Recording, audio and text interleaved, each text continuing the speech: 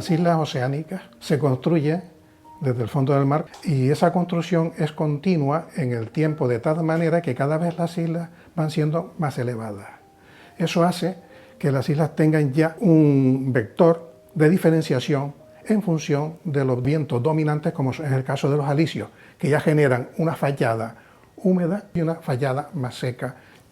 Ya la propia orografía de la isla, con ese vector de la dirección de los vientos, hace que ya la vegetación sea diferente.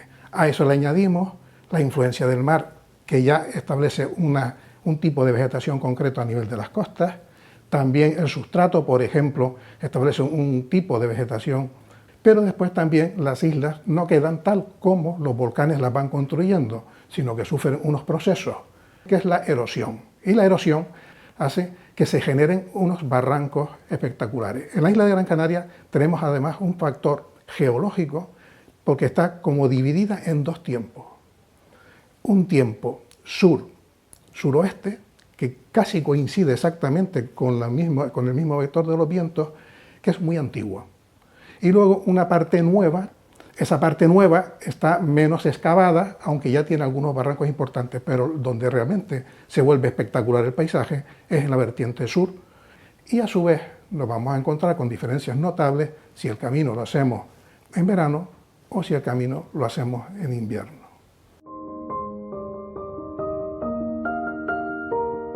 Dentro de la expresión que las plantas tienen en el medio, pues nos vamos a encontrar obviamente con una zona con plantas que están muy influenciadas por la salinidad al borde del mar. Otras que son muy propias de las arenas. Pero en cuanto ya avanzamos un poco hacia adentro, nos vamos a encontrar con una zona bastante prolongada que forma casi un anillo insular, pero por la parte del sur es muy amplia, que es lo que llamamos la zona de los tabaibales y de los cardonales, el cardonal tabaibal. Si seguimos subiendo, nos vamos a encontrar enseguida con esplendorosos palmerales. Subimos un poco más y ya nos metemos en la zona de pinar. Una vez que ya entramos en la caldera de Tirajana, ya es espectacular. O sea, ya estamos ya en pleno corazón del pinar canario. El pinar nos va a acompañar no solo en la caldera de Tirajana, en el ascenso hasta la cumbre, sino a todo lo largo de la cumbre, desde los llanos de Pargana, La Pez y hasta los pinos de Galdar. Nos va a acompañar en todo el camino el pinar.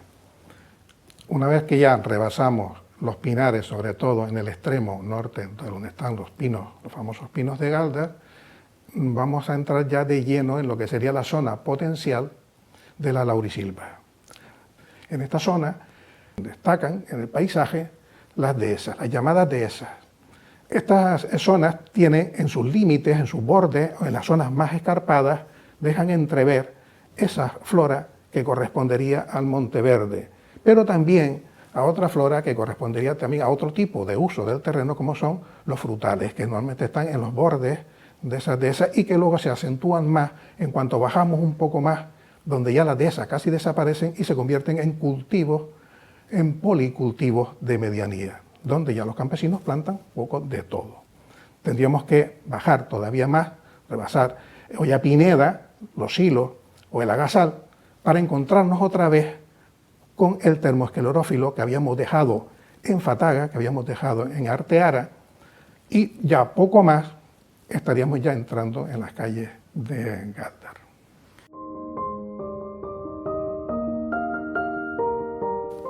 Prácticamente todas las plantas que caracterizan los tipos de vegetación que hemos estado viendo son endemismos. El de cardón canario es un endemismo canario, la palmera es un endemismo canario, el pino es un endemismo canario, la sabina es un endemismo canario submediterráneo, tiene un par de poblaciones fuera. La mayoría de las jaras, de los vejeques, de los veroles son endemismos canarios, incluso muchos de ellos endemismos de Gran Canaria. La siempre viva rosada fue descubierta a mitad del siglo XX. Ventenius llegó a recolectarla y tenía plantas en la zona de costa del jardín canario, pero la planta se extinguió en su medio natural posteriormente. Gracias a las plantas del jardín, volvió otra vez a las dunas de Maspalomas y hoy crece de forma profusa y fantástica.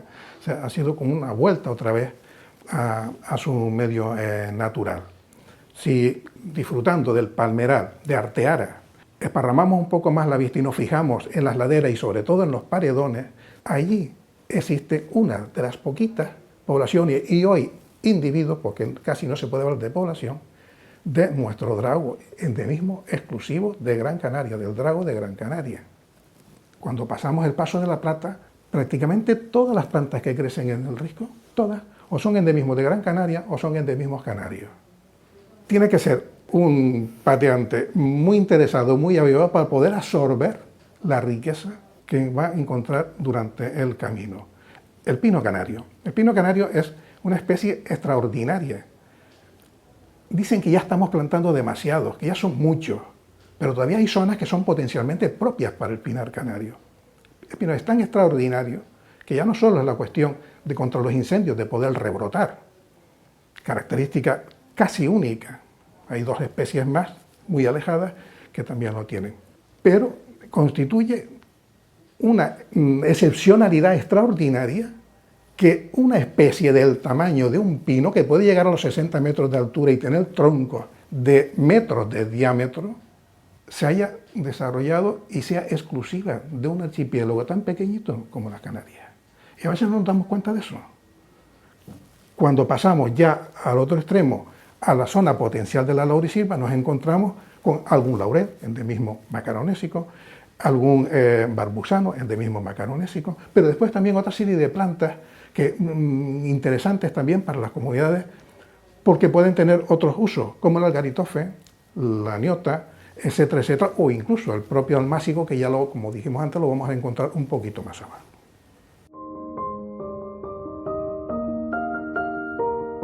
Muchas de las especies, prácticamente todas, pero por lo menos más de la mitad, han sido de alguna forma usadas para algún tipo de remedio. Nosotros llevamos en las islas, después de la conquista, 500 años, pero los aborígenes llevaban 1500 años. 1500 años de soledad. Tenían que conocer el medio necesariamente, porque si no, no sobrevivirían. Apenas cultivaban unas pocas semillas que habían traído de cereales o de leguminosas, pero el resto, y sobre todo en cuanto a las plantas medicinales, las tenían que buscar en el campo, en el medio, e irlas probando y conociendo.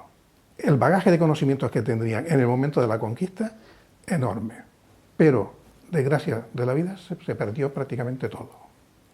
A pesar de eso, y de la imposición de las hierbas medicinales mediterráneas, europeas e incluso americanas, en los medios rurales ese conocimiento antiguo se fue transmitiendo.